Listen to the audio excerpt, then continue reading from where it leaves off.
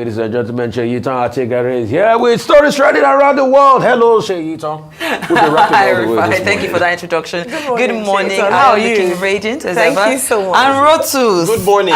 Good morning. Good We're morning here. to Let's you. do it. Let's do it. Let's get into it. And good morning to my viewers, of course, watching from around the world. My viewers. Our viewers.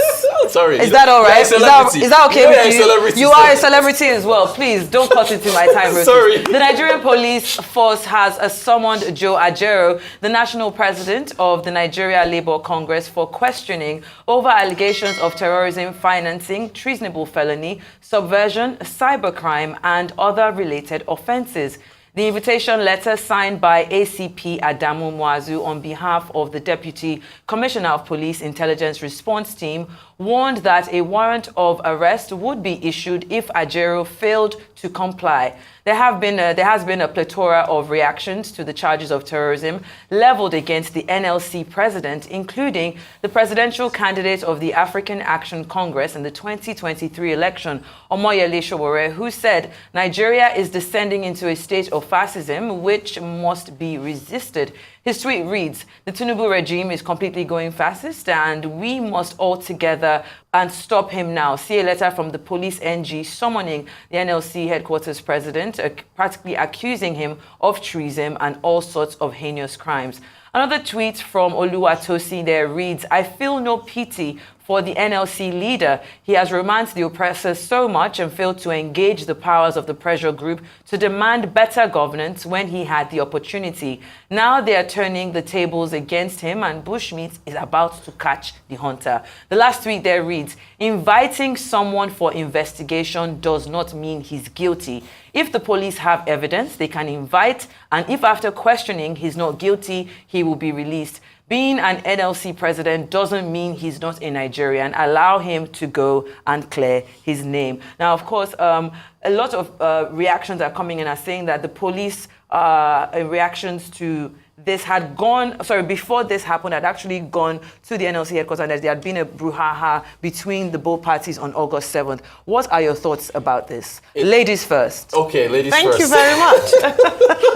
All right, so first of all, thank you for giving us the detail of that and the tweet by Omoyele Sowore that we are descending into a fascist state whereby there's high-handedness, especially if it's perceived that you're not, you're anti this administration, and that's where the challenge is. So the story around this is that the police had said they raided the Central Business District, which also houses the NLC headquarters, and then we all know what happened, NLC coming out to say that there was a back and forth between the NLC and the police, and after which it almost seems as if this is a response to that audacity to come out to have a public altercation with the police, and now they've invited in Comrade Ajero for questionings. A number of things would come up. Why did they move the goalpost from the fact that there was a foreigner whom they were looking to arrest and had nothing to do with NLC, to then moving the goalpost to now being the NLC president himself facing allegations like this? So when we hear situations like this, then it's almost tantamount to an abuse of power and because if the story is already out there, the headlines are out there. If they come out later and say, okay, we've done our investigations, the hands are clean, it doesn't erase the embarrassment, and the headlines have already gone out against Comrade Ajero and how this presents not just nationwide but internationally as well for him. And that's why I agree with the fact that we have to be careful. Don't overexert your authority. Don't be seen to be a state where justice isn't being done or justice isn't being served. All right, then. Yeah, so look, all these, whenever you bring up charges of terrorism financing, there are quick and fast ways to find out how these things work out, right? With respect to channels, financial channels. So to Ayo's point, if it turns out that this is just trumped up, he really should pursue legal channels for all that he's being put through as of right now. Definitely. Rufai. Rotus, you say I should be optimistic in Nigeria. There you go again. Number one, the police went in. They disrupted the NLC place. For close to a week, nobody accepted responsibility. In fact, at some point, we're calling out DSS. DSS said, it's not me. Nobody's talked until When the shame was so much, the police accepted. And after police accepting, the next thing they talked about is the easy, quick win. It's terrorism. Looking for terrorism suspects.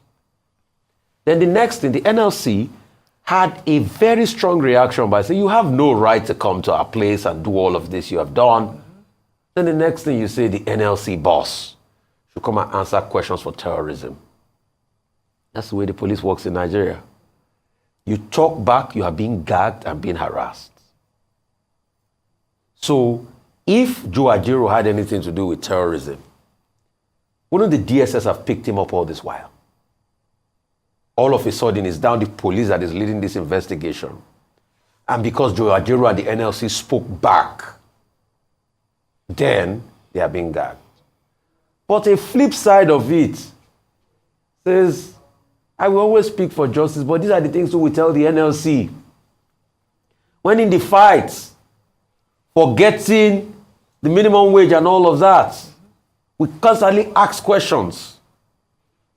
It looks as though they were pivoting. This is what they get for it. This is the same police that did not stand up to defend Joe Ajero when he was beaten in Imo State. As a law-abiding citizen, Joe Ajero should go and attend and talk to them. Should also go with his lawyers. Definitely. But the truth has to be said. We have seen this card play out. All right, then. Thank you so much for your comments, team. Let's move on to our next story. The Socio-Economic Rights and Accountability Project, SERAP, has urged the Senate President, Godswill Akpabio, and the Speaker of the House of Representatives, Tajuddin Abbas, to disclose the exact amount of monthly running costs allotted to the members of the National Assembly. SERAP requested the spending details of any of such running costs as well. The group's demand is coming on the heels of the recent controversy surrounding the salary of senators. It also told them to end the alleged practice of paying running costs into the personal accounts of lawmakers and to refer the alleged misuse or mismanagement of the running cost to appropriate anti-corruption agencies for investigation and prosecution where there is relevant admissible evidence. Meanwhile, in an interview on Arise Newsnight, former lawmaker Senator Ishaku Abo, who represented Adamawa North Senatorial District, disclosed that the monthly earnings of senators, which may appear substantial on paper, are often insufficient to meet the demands and challenges of the office. Abo further shared insights from his time in the Senate, shedding light on the financial realities faced by lawmakers. Let's take a look. I was in the Senate. Cumulatively, all the allowances put together was 14.4 million naira per month. Okay. My salary was 1.something million naira. You have wardrobe allowances, you have your vehicle allowances, you have other allowances put together. It was 14.4 million naira. 29 million looks big on paper. Just on paper. Just on paper. I am saying this as a very honest man. I am not trying to support National Assembly, an institution so vilified, and I have been a member of that vilified institution for 5 years. Let me say this on a live national television. I am poorer, much, much poorer as a man when I became a politician than I was before I became a politician. You give an empirical fact that is poorer after I became a politician. You should show us how much it was worth.